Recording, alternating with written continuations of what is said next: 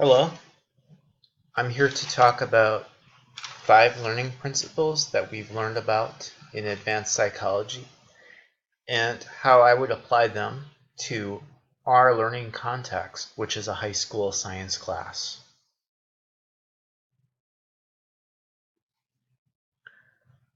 So for our learning context, this is a high school biology class consisting of approximately 40 students. About 10 of these students are students with disabilities. It's a co-taught class. Mr. K is the licensed teacher, and Mr. S, that's me, works with the students with disabilities. The learning principles applied here include cognitive load, theory, image coding, metacognition, constructivism, and response to intervention. Just a little bit more specific information.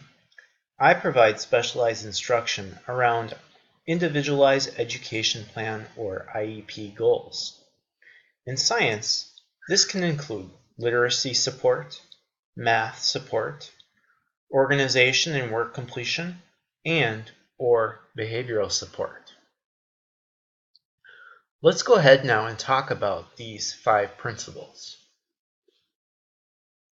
The first principle is cognitive load theory. This was from Module 2. It can be defined as the amount of available resources within working memory to perform cognitive tasks.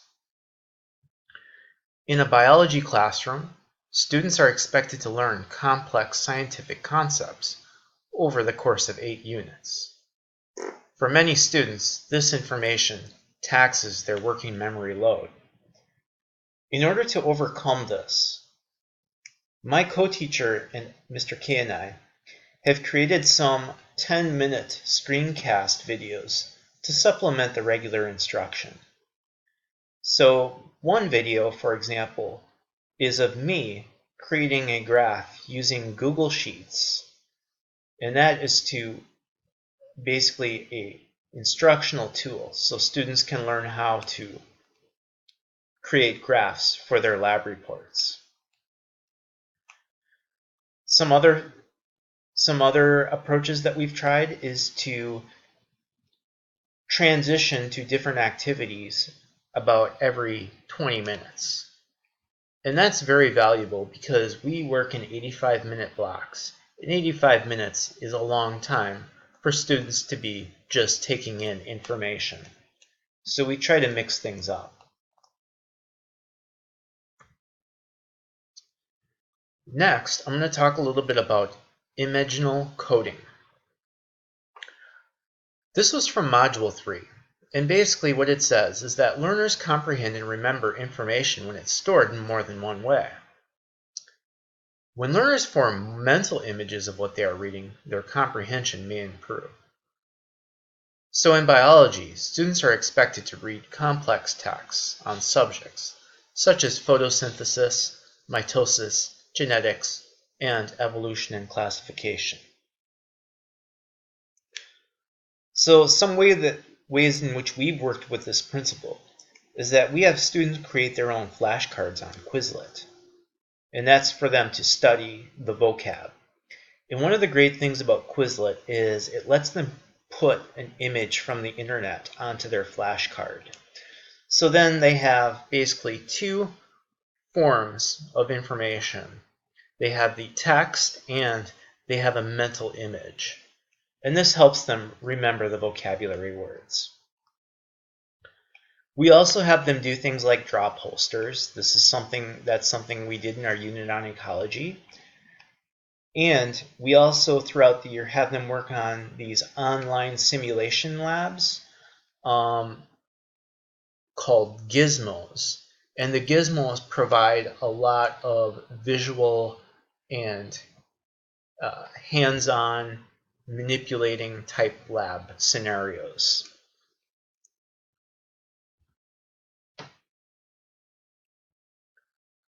Next, we have metacognition.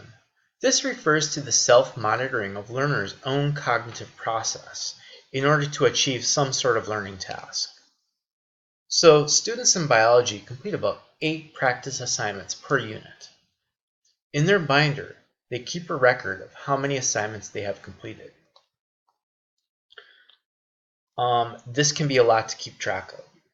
So with metacognition, this is really where I kind of come in, because I provide explicit instruction in self-management skills, and that's based on students' IEP goals.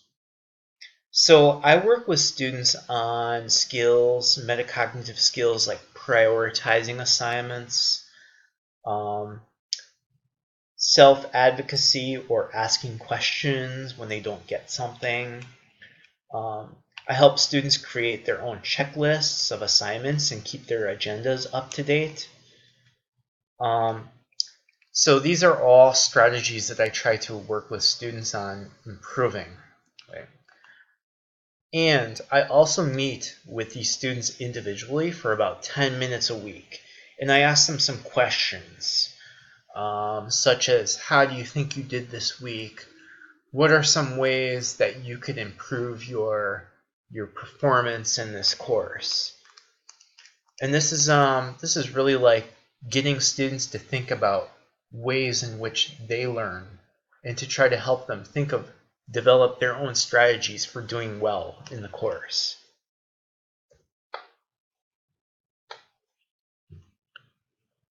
Another very important principle that we talked about was constructivism. I included a couple pictures here of some of the early thinkers on this theory. There's a picture here of John Dewey, Jean Piaget, and then a picture of Lev Vygotsky. And basically, constructivism is the active construction of new knowledge based on learners' prior experience. Learners learn when engaged in realistic hands-on type learning tasks and through interaction with adults and other students. And in other words, learning is really a collaborative endeavor. So I'll talk a little bit about how we work with constructivism in biology. We have something called the Science Fair Project, and this is where students design a lab, and they come up with their own question. So some of the questions that I've seen students come up with include, how does folding technique affect the distance of a paper airplane? How does stress affect the hours of sleep time? And how does the filling in an Oreo affect its popularity among students at our school? So they come up with these questions. Then they design procedures. They gather data. They process it. They evaluate it in a conclusion. And the finale for this is our own classroom science fair, where students walk around, look at each other's work, and critique each other. It's a very hands-on and collaborative piece to our class, and I feel it fits in very well with the theory of constructivism. Finally, I'm going to talk a little bit about response to intervention, or RTI. So these are a series of research-based interventions for students who are at risk of failing. It's a multi-tiered system where differing levels of intervention are based on student needs. I would say by about the 4th week of the year, biology teachers, that's Mr. K and I, know which students are either in danger of failing or which ones are already failing. So what do? Well, we have our basic system in place of RTI. We collaborate and provide instruction for all students. That is our Tier 1. We both provide small group instruction and other academic supports for students who are in danger of failing the course. That is our Tier 2. I provide specialized instruction for students with disabilities. I am the only one that provides this instruction. That is our Tier 3. Well, Mr. K and I are still in the process of developing our RTI. I think it's gone pretty well, and I want to continue doing that next year. Overall expectations. These learning principles that we learned about, they have real-world applications for our class. We actually began implementing a lot of these at the beginning of the school year, and towards the end of the school year, we could really see results. They fit seamlessly into our instructional practice. And the data that we had at the end of the year, this last school year, showed that they are in fact improving student outcomes. Some of the challenges. Mr. K and I have had to rely on our own materials to implement these learning principles. This has been quite time consuming. It takes a lot of planning to make something like this work. We do work collaboratively to modify the course content. We work on ways to include chunking, more realistic learning tasks, or hands-on learning tasks. We've designed lessons that center around metacognition. I've designed the reflection prompts and checklists.